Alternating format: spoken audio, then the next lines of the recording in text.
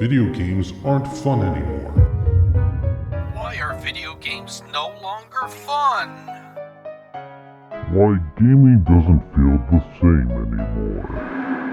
What happened to fun video games? So, I've seen one of these videos pop up every few months, and I just gotta ask, is everyone doing okay?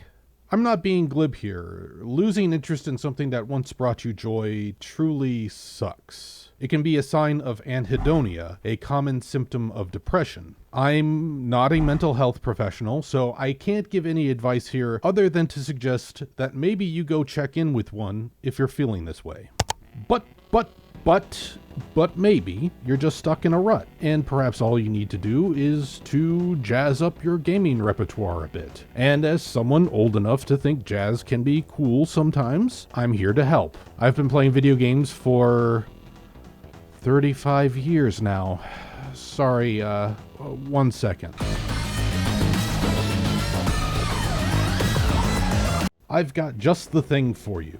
Well, 10 things, 10 games, 10 wacky, weird, often unconventional games that have, in their own ways, made their mark on the medium as a whole, or, at the very least, made their mark on the memory of this old crank writing and delivering to you this YouTube video. Now, dear viewer, I don't know what kind of games you like to play, so I'm going to go wide rather than deep and give you a smattering of different genres and playstyles. My criteria here is weird classics. But let it be known that there are far weirder games out there for sure, and the designation of classic is certainly up for debate with a few of these. Since my goal is to hopefully have you try out any game here that looks interesting to you, another important criterion is that these games must be easy for you to get your hands on. It doesn't do much good if I suggest stuff that either you just can't play or would otherwise cost a prohibitive amount of time or dinero to boot up. So many of these recommendations have had recent ports, remasters, or remakes on current consoles and platforms where you can easily grab them and go for a reasonable price. So anyhow, welcome to Infernal Reviews. I am your game sommelier today, and I love to introduce you to 10 weird classics you ought to play.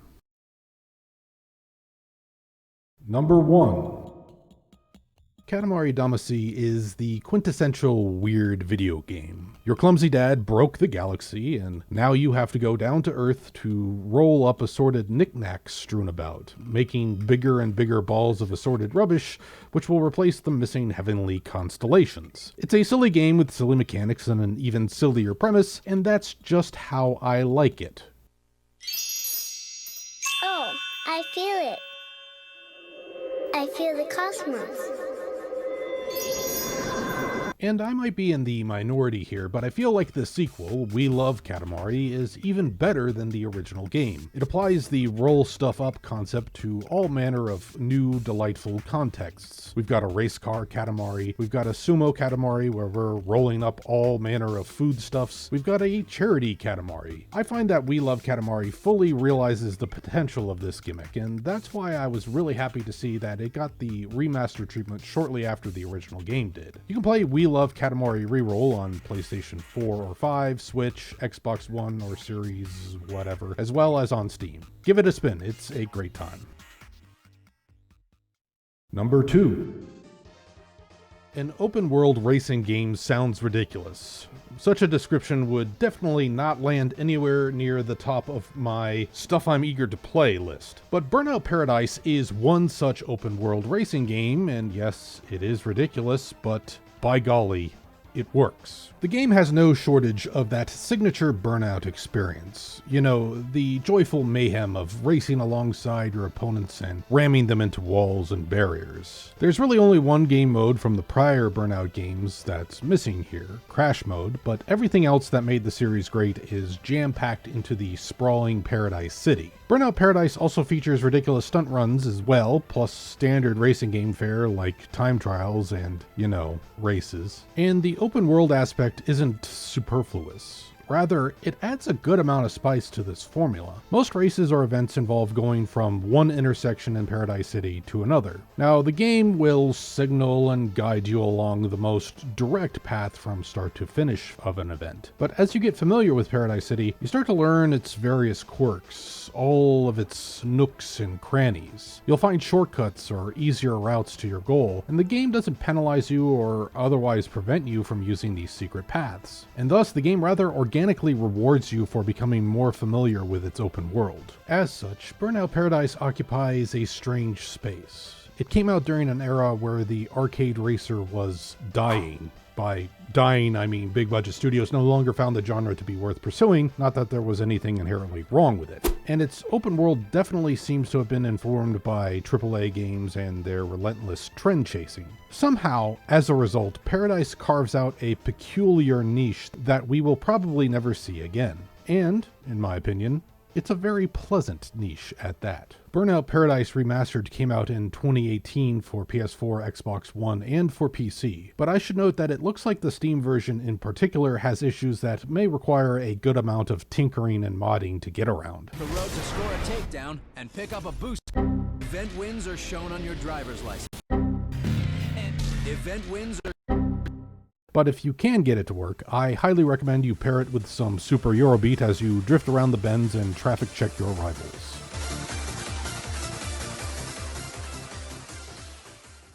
Number 3.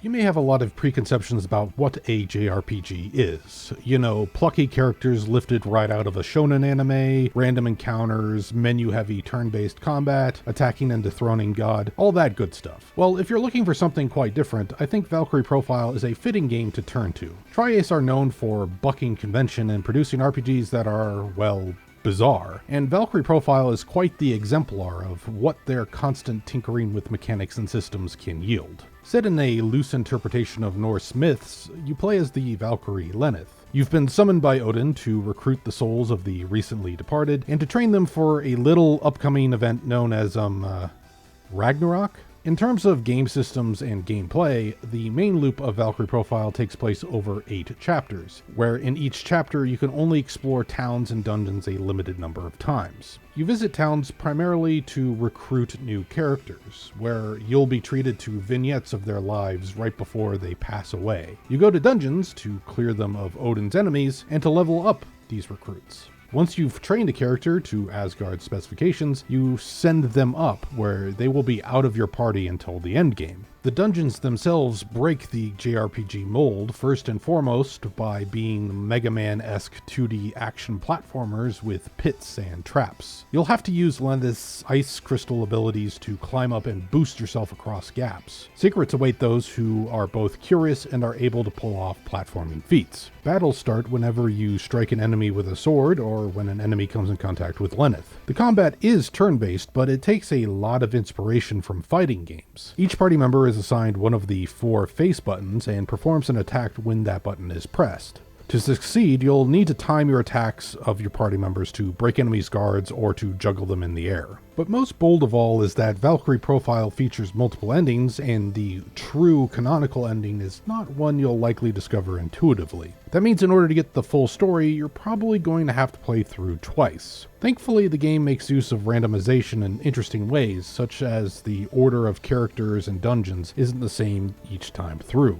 I find Valkyrie Profile to be an absolute gem, but not one without some rough edges, especially if we're talking about the localization. There's a lot of awkward wording throughout the game's text assets, and the voice acting is, well, this was a PS1 game, so let's just say it's representative of its time.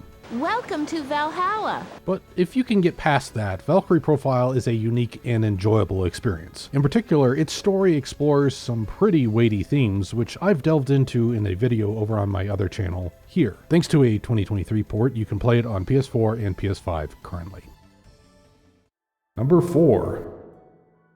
Video games are interactive, and video games frequently tell stories. But you might have noticed games have trouble telling truly interactive stories. Sure, we can have a big choice here and there in an RPG, leading maybe to a character death or an assortment of endings. But making a game that throughout its entire runtime truly feels responsive to player actions and choices is something of a holy grail for this medium. The reason why we don't see a lot of true branching narratives in games can be chalked up to what we game developers call the content multiplication effect. Oh, hi, I'm a game developer, by the way. I most recently worked on Oxenfree 2 for Night School Studio, so yeah, I have some first-hand experience with this topic. For the sake of an example, let's say we give the player a number, n, of binary choices, yes or no questions, just to keep it simple. Now, if each of these choices is truly and uniquely impactful to the narrative, that means we have to create unique content for each combination of choices. This means that the amount of content we need is not 2 times n, rather, it's 2 to the nth power. So if n is 5, i.e. we have 5 meaningful choices throughout our game, that doesn't mean we have 10 times the content to make, 2 versions of each choice, which is still a lot of work, mind you. It instead means we have to put together 32 times the amount of stuff. If this involves unique dialogue lines, VO recordings, animations, and so on, well, I hope you can see why we game developers are quite hesitant to tangle with true branching narratives in this way. And that's why the Stanley Parable is so remarkable to me. It doesn't solve the content multiplication effect so much as it does the most obvious thing to mitigate its impact, namely reducing its scope down to microscopic levels and making its stakes as mundane as possible. The Stanley Parable is about an office worker going to a meeting room. Our game world is small, it's just the office that Stanley works at. Our choices and interactions are also quite limited. Usually it's walking through one of 2 doorways with the occasional pushing a button here or there. By confining and constraining itself so, the Stanley Parable is able to fully flesh out that big branching narrative tree of possibilities. Most humorously too, with a narrator voiceover that gets increasingly more flustered and bewildered as the player bucks his script. I'll say it. This is the worst adventure I've ever been on. I can promise you there definitely was a story here before. It can be difficult, but the fact is that the story has been about nothing but you or what? Really? I was in the middle of something. Do you have 0 consideration for others? How about this? You win! Congratulations! I know you put in a lot of hard work, and it really paid off, so good job. If you really want to see a video game explore how interactivity impacts narrative, the Stanley Parable is a notable pioneer on this front. The Ultra Deluxe version launched just over 2 years ago on practically all non-mobile platforms. So go ahead and give it a go. Or don't. The choice is yours. Or is it? Number 5. Alright. You probably think I've lost the plot here. How is Resident Evil, a series that has reportedly sold 154 million copies so far, weird? To which I reply, have you played Resident Evil 1?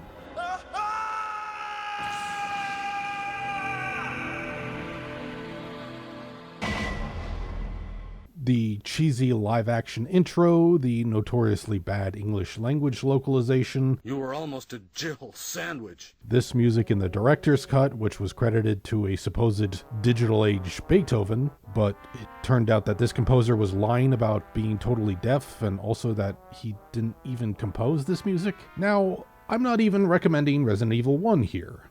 I'm instead recommending its GameCube remake, which has since been remastered for more recent consoles. I have to admit that the weirdness here is less about the contents of the game itself. I do think it's a great and straightforward representation of this particular era of the survival horror genre. Instead, the weirdness I speak of is more about how this particular release is an odd relic, a last vestige of the series' old identity, which would soon be overhauled into action horror by Resident Evil 4 shortly thereafter. A curious detail is that this is a remake of a game that came out just 6 years prior. Okay, I know that's rather unremarkable nowadays in our media climate of constant remakes, reimaginings, and reboots. But 22 years ago, it was an interesting decision, and it's a decision I'm really glad they made, because this isn't just a fresh coat of paint on the original Resident Evil brought about by the newer and more powerful console hardware. It's very clear to me that over the course of the PS1 trilogy and Code Veronica, that the team at Capcom had really honed their skills for making this type of game. And I don't just just speak of the visuals, mind you, although I do have a soft spot for these pre-rendered fixed camera angles. A style, yes, style, that makes great use of the language of shot composition.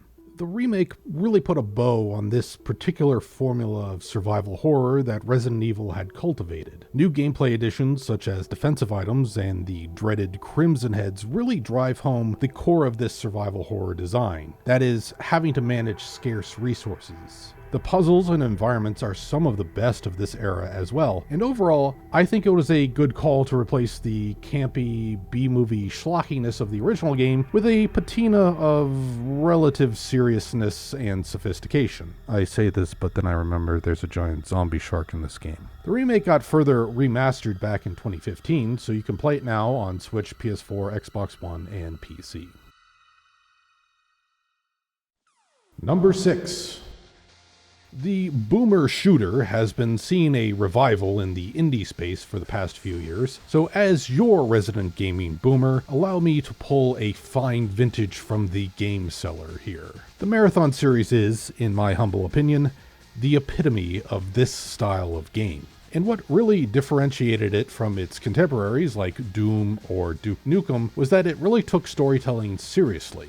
The first game takes place aboard the UESC Marathon, a huge multi-generational ship created by humanity to colonize the Tau Ceti system. The ship comes under attack by alien forces when you, as a security officer, are tasked by the ship's artificial intelligence units Leela and Durandal to fend off the invaders. This would be the start of a trilogy, and my specific recommendation is the third and definitely weirdest entry of the series, Marathon Infinity. Infinity is not really a standalone sequel. It takes place during the events of the second game, an interquill, if you will. And its gimmick was quite ahead of its time. You're the same security officer you've been playing in the prior games, but this time you're caught in a time loop. Think Groundhog Day, the Star Trek The Next Generation episode Cause and Effect, or the first season of Russian Doll. You're trying to find the right course of action that will get you out of this loop. If you fail, you'll be sent back to the beginning. In between these loops are these stages that are like dream sequences. They're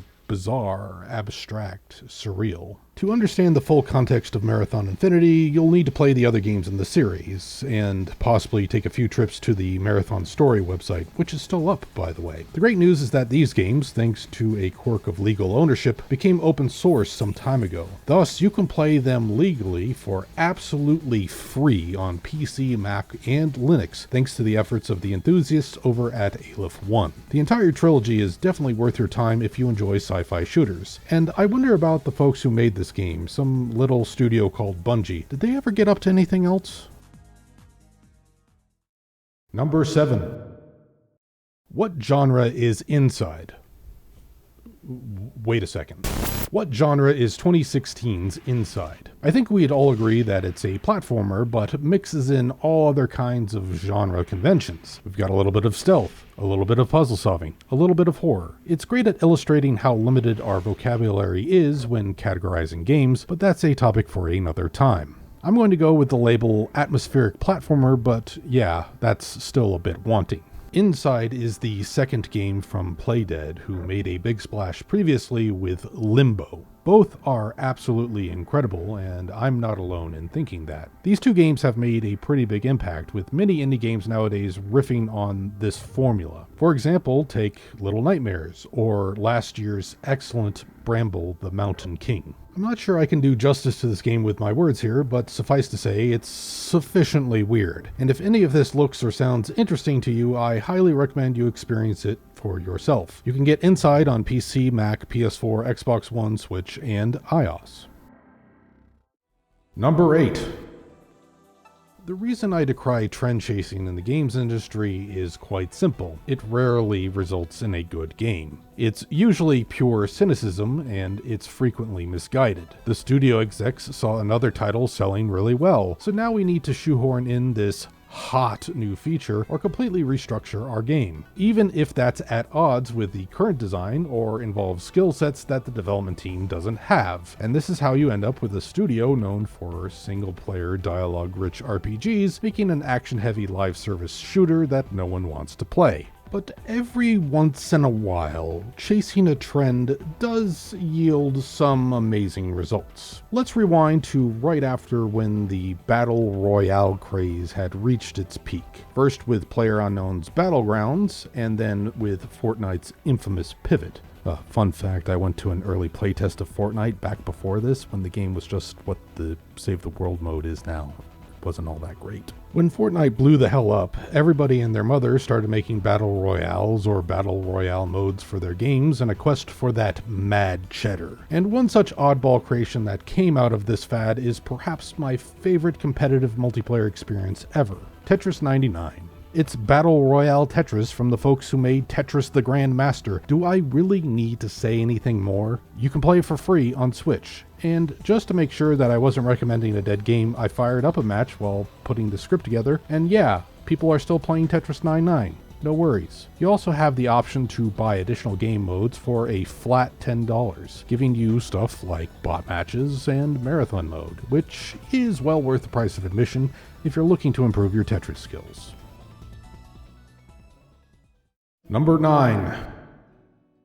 I don't think I'll hear much argument about calling Shadow of the Colossus a classic, and that's interesting because most classic games tend to spawn a ton of imitators. That didn't happen with Shadow of the Colossus. Now, part of that is that many game studios were doing their own thing during this era. I consider myself Generation SNES because that's the time I have the most sentimentality for. But from a more detached critical perspective, I find the generation that was the Dreamcast, the GameCube, and the PlayStation 2 to be the best era of gaming thus far. The medium really was settling into the third dimension at this point, and the concept of a AAA game hadn't quite come to prominence. What resulted was a period of widespread game design discovery, an explosion of creativity. That's not to say there were no copycats whatsoever, just that this time in the early aughts was quite different, especially contrasted against the ever so homogenized, follow the leader content sludge of open worlds, crafting systems, light stealth mechanics, recon towers, and so on that's become bog standard in the AAA landscape nowadays. But still, the reason why we didn't see a rash of Colossus likes is because Shadow of the Colossus is, well, fitting for this video, quite weird. People will compare it to The Legend of Zelda, and I really don't see the resemblance. Yes, we have a boyish hero with a magical sword and a bow and arrow and a horse on a quest to save a mysterious damsel, but those superficial similarities are really all that they share. There's no dungeons in Shadow of the Colossus. There's no mobs either. Your toolkit as a player is the same at the start of the game as it is at the very end. There's a big, sprawling open map to explore, but the game is entirely linear. Even the Zelda games before the more recent open world incarnations had opportunities for the players to mix up the sequence of dungeons and the like. Once you strip away all the fantasy adventure trappings, what you'll find is that Shadow of the Colossus is really a puzzle game. Yes, it's a puzzle game with a lot of action platforming thrown in, but each Colossus presents a unique problem to solve. And the overall tone and presentation really sell the sensation and grandeur of slaying these mythic giants. Now, I'm sure there's plenty of folks out there who look at this game as just 16 of these puzzly boss fights in this sparse and barren landscape, and they will say that this is quite boring.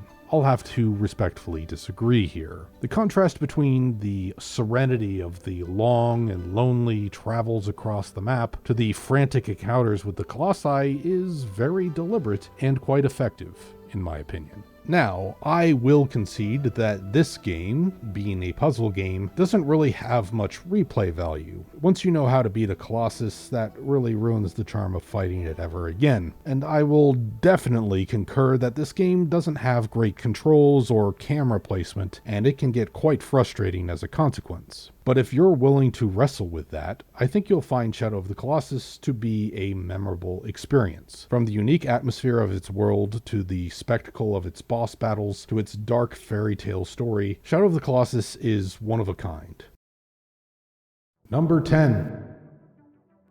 To round out this list, I figured I needed a co-op game, and when thinking about weird but great co-op experiences, I really think Portal 2's multiplayer takes the cake.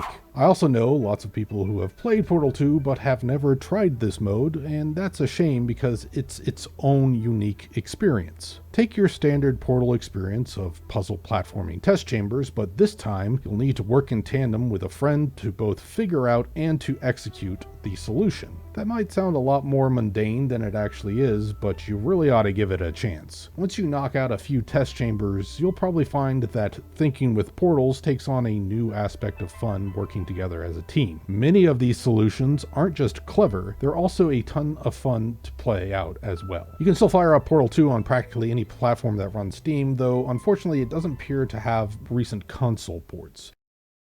So that's all I got for you today. What are some of your favorite weird classics? What genres did I miss here? Fire away in the comments below. And hey, if you enjoyed this video, how about you slap that thumbs up and subscribe to the channel and click the bell so you get more of my upcoming game reviews right as they're hot off the press. Anyhow, thanks for watching and catch you next time.